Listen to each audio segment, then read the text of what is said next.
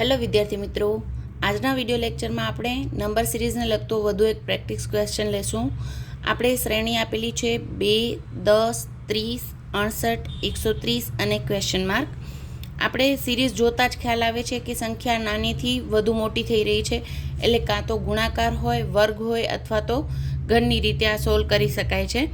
આપણે પહેલે ગુણાકાર જોઈએ. 2 અને ગુણ્યા 5 કરીએ તો 10 થાય. પછી 10 ગુણ્યા 3 કરીએ તો 30 થાય. 30 પછી 68 આવે છે. 68 પછી 130, એટલે વચ્ચેની સંખ્યાના કારણે કોઈ ગુણાકારનો સંબંધ હોય એવું લાગી નથી રહ્યું. તો પછી આ કોઈ વર્ગ કે ઘનના નજીકના અંક છે કે કેમ એ જોઈએ.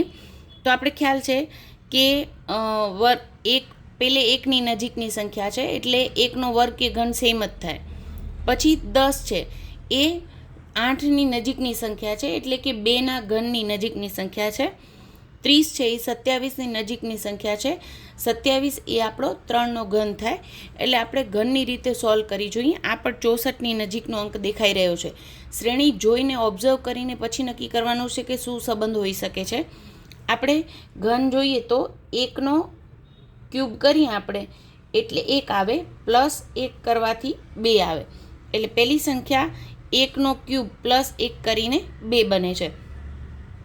બીજી સંખ્યા છે એ 2નો ક્યુબ, એટલે કે 2 દુ 4 દુ 8 પ્લસ 2 કરવાથી બને છે 10, બરાબર. એ જ રીતે ત્રીજામાં કરી જોઈએ. જો એ ફોલો થતું હોય, જેનો ઘન છે એ જ સંખ્યા એડ કરવાથી બન્યું છે.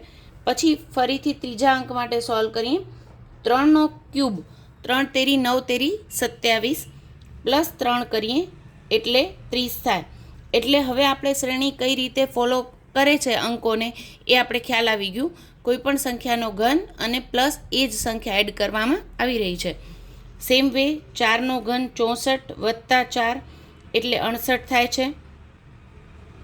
5નો ઘન 5 ગુણ્યા 5 25, 50 125 પ્લસ 5 એટલે 130. એટલે હવે પછીની સંખ્યા જે આપણે શોધવાની છે એ 6નો ક્યુબ પ્લસ 6 કરીને બનવી જોઈએ. થોડી સુધી તમને ક્યુબ અને સ્ક્વેર બંને આવડવા જોઈએ. 6નો ક્યુબ થાય 6 ગુણ્યા 6 36 ગુણ્યા 6 216 પ્લસ 6 કરવાના છે, એટલે 222 એ આપણો રાઈટ આન્સર થશે.